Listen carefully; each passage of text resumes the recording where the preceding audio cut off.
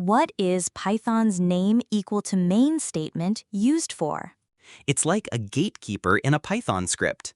When you run a Python file directly, Python sets its name variable to main.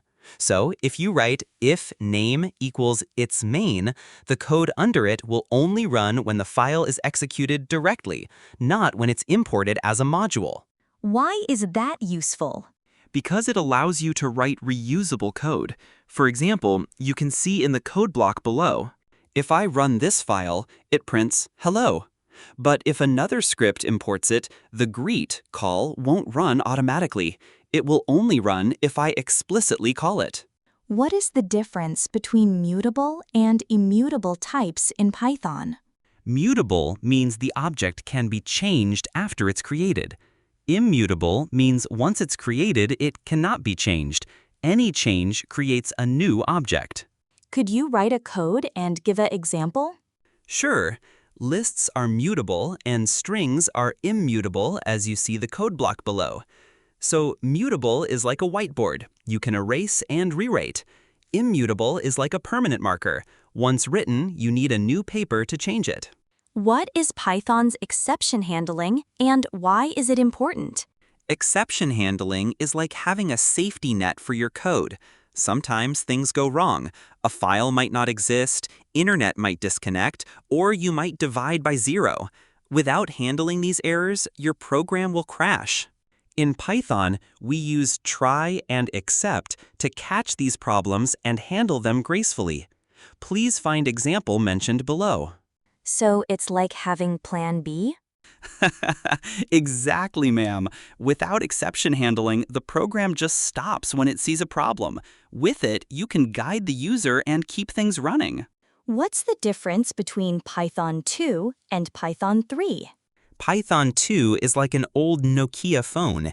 It works, but it's outdated. Python 3 is like a smartphone, modern and full of features. Some main differences are, in Python 3, print is a function, print hello.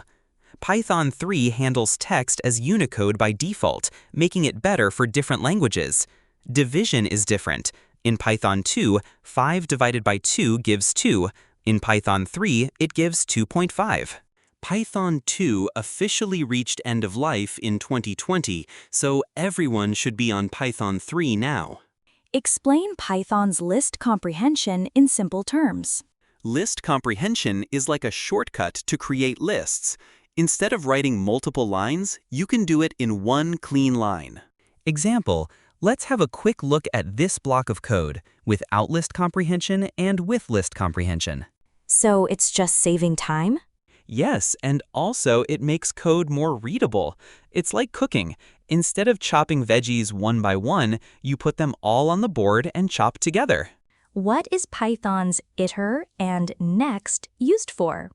They are part of Python's iteration protocol, basically the rules Python follows when looping over things. Give us an example. Sure, imagine you have a playlist of songs. Iter is like pressing the play button. It gets things ready. Next is like pressing next to get the next song. In Python, these methods allow an object to work with a for loop. For example, look at the class counter below.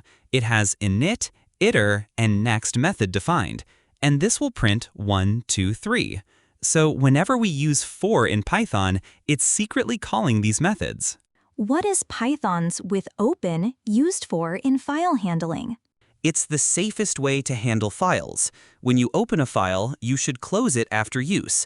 Otherwise, you risk losing data or locking the file. The with statement does that automatically, even if an error happens. Let's look at the example below. So it's like having a dishwasher that turns itself off after washing dishes? Correct. You don't have to remember to press the off button. Explain Python's multi-threading in simple terms. Multi-threading means running multiple threads, smaller units of a program, at the same time. In Python, due to the GIL, Global Interpreter Lock, true parallel execution of threads is limited for CPU-bound tasks, but it's great for I/O-bound tasks, like downloading files or reading from databases. For example, think of it like having multiple waiters in a restaurant.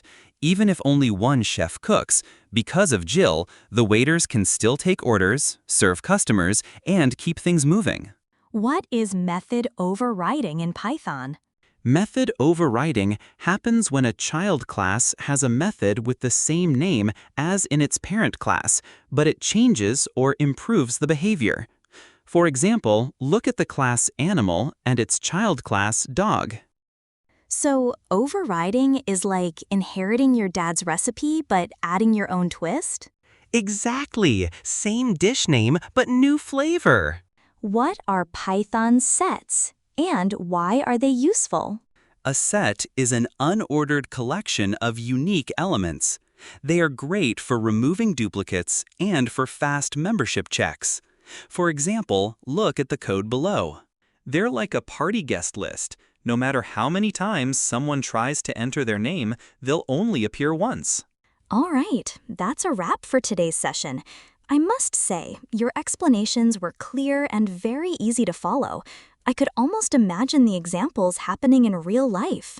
Thank you. I try to make things simple enough that even my non-coder friends could get it.